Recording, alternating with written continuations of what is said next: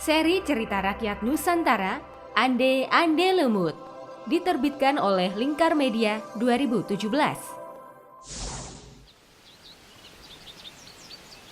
Pada zaman dahulu, di siang hari yang terik ada seorang pangeran dan beberapa pasukannya pergi berburu ke hutan. Pangeran itu bernama Kusumayuda dan Bayu Arum. Tiba-tiba sang pangeran mendengar suara perempuan yang mengerang kesakitan. Aduh, tolong. Dia pun mencari asal suara itu. Ternyata dia melihat ada seorang gadis cantik yang sedang memegangi kakinya. Pangeran Kusumayuda merasa kasihan terhadap gadis cantik itu. Dia pun berniat untuk menolong gadis itu. Setelah mengetahui nama gadis itu bersama pasukannya, Pangeran Kusumayuda mengantarkan gadis itu pulang. Gadis cantik itu bernama Kelenting Kuning. Diam-diam, Kelenting Kuning menaruh hati kepada sang pangeran. Begitu pula dengan Pangeran Kusumayuda. Namun, setelah peristiwa itu, mereka tidak pernah bertemu kembali. Waktu terus berlalu. Tak terasa, tahun pun berganti. Kini tersiar kabar ada seorang pemuda tampan bernama Ande-Ande Lumut sedang mencari calon istri. Semua gadis di desa itu pun sibuk membicarakan tentang ketampanan Ande-Ande Lumut dan membayangkan menjadi pendamping sang pujaan hati. Tak lama kemudian, Ande-Ande Lumut mengadakan pesta untuk memilih calon pendampingnya. Para gadis di desa sibuk mempercantik diri mereka agar terpilih oleh Ande-Ande Lumut. Hanya Kelenting Kuning yang tidak tertarik dan enggan datang ke pesta itu. Kelenting Kuning selalu teringat dengan Pangeran Kusumayuda. Ketika dia sedang melamun, saudara-saudaranya mengajak untuk pergi ke pesta Ande-Ande Lumut, pemuda tampan yang sedang mencari istri. Ketiga kakaknya merayu Kelenting Kuning untuk ikut.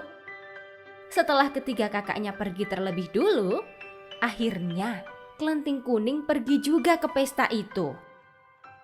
Namun, untuk sampai ke tempat pesta, semua orang harus menyeberangi sungai yang lebar dan dalam. Para gadis tersebut bingung karena mereka menggunakan pakaian yang bagus. Maka, tidak sampai hati mereka mengotori pakaian yang mereka kenakan. Kemudian muncullah seekor yuyu kangkang, penjaga sungai yang berbentuk kepiting raksasa. Yuyu kangkang menawarkan bantuan kepada para gadis cantik itu untuk menyeberangi sungai dengan syarat mereka memberi ciuman kepada yuyu kangkang. Karena para gadis tidak ingin terlambat menghadiri pesta di tempat Ande-Ande Lumut, maka mereka menyetujui penawaran yuyu kangkang itu. Lalu, satu persatu gadis diantarkan oleh yuyu kangkang dan mereka memberikan ciuman kepada yuyu kangkang. Kelenting Kuning bingung mencari akal agar ia dapat tiba di seberang sungai tanpa harus mencium kepiting raksasa itu. Aha, dia pun mendapatkan caranya.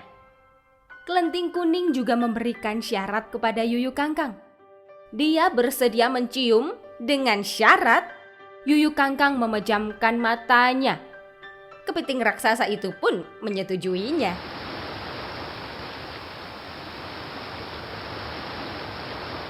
Setelah tiba di seberang, yuyu kangkang menagih janji untuk menciumnya. Lalu Kelenting Kuning menyuruh yuyu kangkang untuk memejamkan matanya. Dan Kelenting Kuning mengambil buah apel yang kemudian ditempelkan pada yuyu kangkang. Kepiting raksasa itu pun merasa senang sekali karena semua gadis tadi telah berhasil dikelabuhinya. Semua gadis yang mencium yuyu kangkang memiliki bekas garis merah di bibirnya, kecuali tentu saja Kelenting Kuning. Setelah tiba di tempat pesta, para gadis-gadis cantik itu merasa ada yang aneh pada diri mereka. Ternyata mereka baru menyadari bahwa ada bekas garis merah di bibir dan di pipinya. Ande-ande lumut dapat segera mengetahui bahwa Kelenting Kuning yang pantas menjadi pendampingnya, karena hanya dia yang dapat mengalahkan tipu daya Yuyu Kangkang. Kelenting Kuning sangat bahagia bertemu dengan ande-ande lumut, karena ternyata Pangeran Kusumayuda yang selama ini ditunggunya adalah ande-ande lumut. Kemudian mereka menikah dan hidup bahagia selamanya.